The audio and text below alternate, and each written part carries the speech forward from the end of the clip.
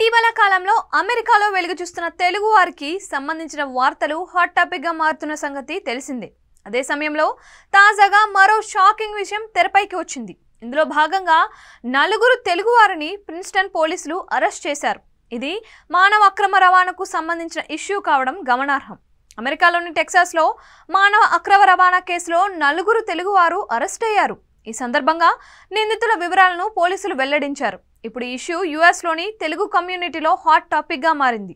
ఇందులో భాగంగా కోలిన్ కౌంటీలోని ప్రధాన నిందితుడు సంతోష్ కట్కరీ నివాసంలో 15 మంది మహిళలను ప్రిన్స్టన్ పోలీసులు గుర్తించినట్లు చెబుతున్నారు.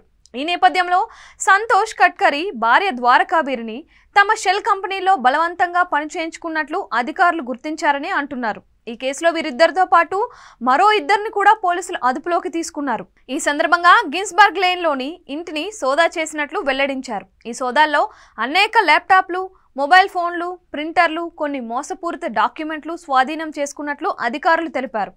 ప్రిన్స్టన్, మెలిసా, మెక్సిన్నే నగరాల్లో వీరితో బలవంతంగా పని చేయించుకుంటున్నారని నిర్ధారించారు. ఈ సందర్భంగా పట్టుబడిన ఆ 4కి మానవ అక్రమ రవాణాకు పాల్పడిన కేసులో అరెస్టు వారెంట్లు జారీ చేసినట్లు తెలిపారు. ఇదే సమయంలో నిందితులను మెలిసాకు చెందిన సంతోష్ కట్కూరి, ద్వారకా గుండా, చందన్ దాసిరెడ్డి, ప్రాసపర్కు చెందిన అనిల్ మాలేగా గుర్తించినట్లు వెల్లడించారు. ఈ సందర్భంగా లేబర్ ట్రాఫికింగ్ ఆపరేషన్ గురించి సమాచారం ఉన్న ఎవరైనా ప్రిన్స్టన్ పోలీస్ డిపార్ట్మెంట్కు కాల్ చేయాలని కోరారు.